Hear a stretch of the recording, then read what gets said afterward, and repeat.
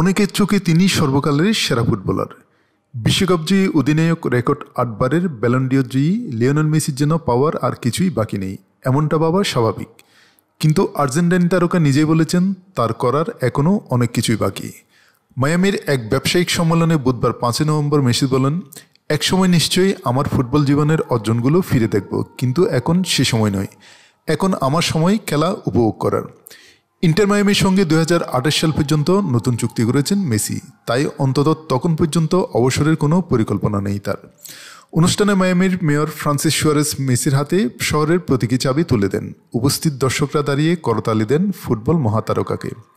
Messi বলেন, এই শহরে প্রথম দিন থেকে মানুষ আমাকে যেভাবে ভালোবেসেছে তার জন্য আমি কৃতজ্ঞ। আজকের এই সম্মান আমার জন্য ভোলার নয়। ২০২২ সালে আর্জেন্টিনাকে বিশ্বকাপ জেতানোর অভিজ্ঞতা নিয়ে মেসি বলেন, একজন খেলোয়াড় হিসেবে বিশ্বকাপ জেতার আনন্দের সঙ্গে কিছুই তুলনা হয় না। এটি ফুটবলের সর্বোচ্চ অর্জন। ২৮ বছর বয়সীয় দুর্দান্ত ফর্মে আছেন তিনি। চলতি মৌসুমেও MLS লিগে সর্বোচ্চ ২৯ গোল ও ১৯টি অ্যাসিস্ট করেছেন মেসি।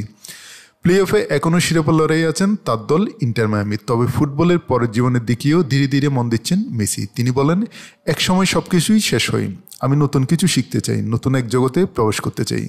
ফুটবলের বাইরের জীবনের জন্য নিজেকে প্রস্তুত করছি।